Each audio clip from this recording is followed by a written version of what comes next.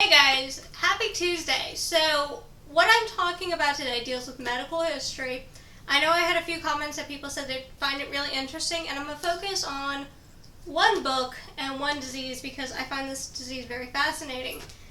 It is called encephalitis lethargica. It's the forgotten pandemic. The book is by Molly Caldwell Crosby, and it's entitled Asleep, the Forgotten Epidemic That Remains One of Medicine's Greatest Mysteries. So in 1918, during the Spanish flu, during the flu pandemics, we start seeing a group of people who start coming down with something even scarier because nobody can predict it. It's not a disease, it's normal. And as Crosby dictates in her book, she follows the journey of several different doctors and presents this disease. And anything, encephalitis means swelling of the brain, lethargica means tiredness, so it's also known as sleeping sickness. And it's a crazy disease because it starts in 1916. It's an unknown soldier, and the physician who first describes it is Dr. Constantine von Economo. And this is during World War I. World War I is raging. People are trying to figure out what this disease is because it's being seen on both sides of the field. And it's in Vienna where Economo describes this disease where the patient wasn't coherent. They couldn't wake him. They couldn't wake him from his sleep. And they start describing it. There's also an outbreak in London during World War I.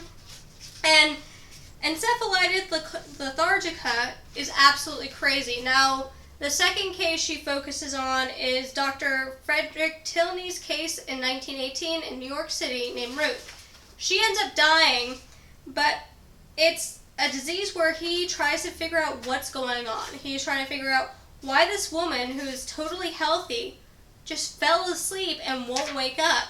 And it causes a fever, it causes chills. It kind of presents like the flu, but it's not because it's a swelling of the brain and it forces people to sleep.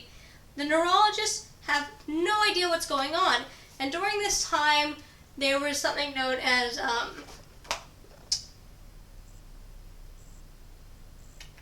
let me find it. You know these are wrong. I mean, not actually editing this part out where I can't remember what it's called.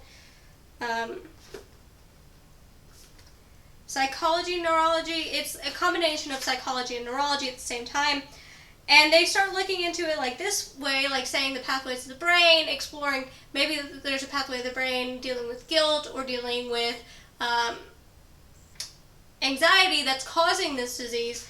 But during this time, neurology and psychology were pretty much tied together. And each one of these cases is very unique in their own right because some of these cases are of healthy men and women, some of them are children, and then she also describes the after effect of sleeping sickness. And sleeping sickness had a range of victims, from the very wealthy to the very poor. So there wasn't a constant factor that you could look at and say, oh, this is going to be the group of people who gets it, and this is the people who are not going to come down with sleeping sickness, because nobody knew the pattern. It was an astounding pattern, and nobody knew what was going to happen after you woke back up. There are several cases in here that are described where the person wakes back up and they're totally fine and normal again, and in other cases they have a kind of twitch. One of the guys, his twitch was coughing, so whenever he got nervous he started coughing. Another one was a woman who had to reorganize everything every time she did something. But there were also extreme cases of sleeping sickness where the people actually never came out of the coma in a way, like they're living statues.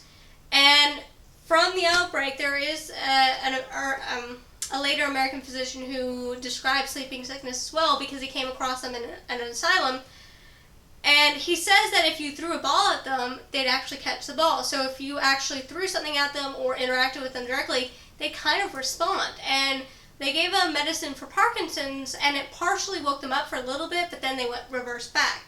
Now, the worst part of sleeping sickness probably is those patients who woke up after the fact and had lost their mind.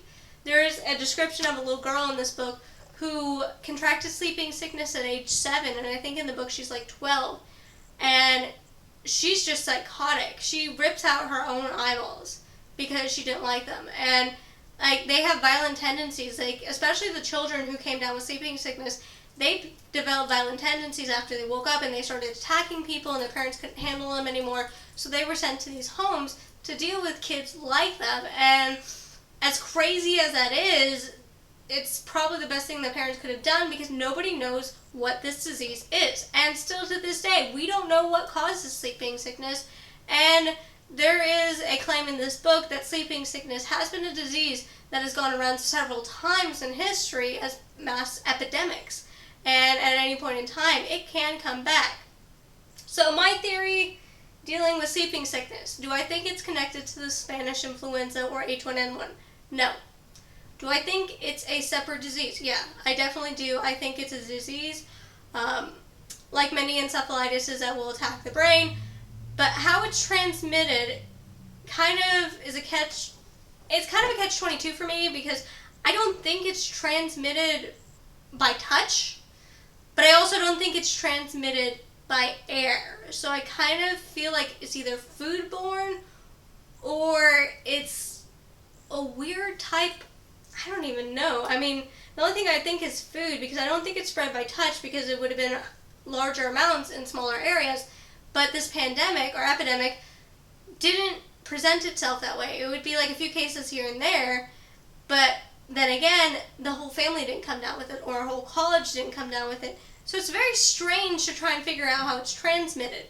I mean, it could be transmitted by touch, and a lot of people are healthy carriers for it, therefore they don't contract it. A healthy carrier is somebody who can contract a disease like typhoid, but they'll never present with the symptoms, but they can spread the disease still, meaning that one of your ancestors is had the disease and survived it, therefore they pass down their immunity. So I don't know how it's transmitted. They don't either. Nobody knows how this disease is transmitted. And it's kind of scary to think about that. And we don't actually have the disease very well studied. It's very mysterious in its own way, because sleeping sickness, it hits and then it disappears, and it hits and disappears, it hits and disappears.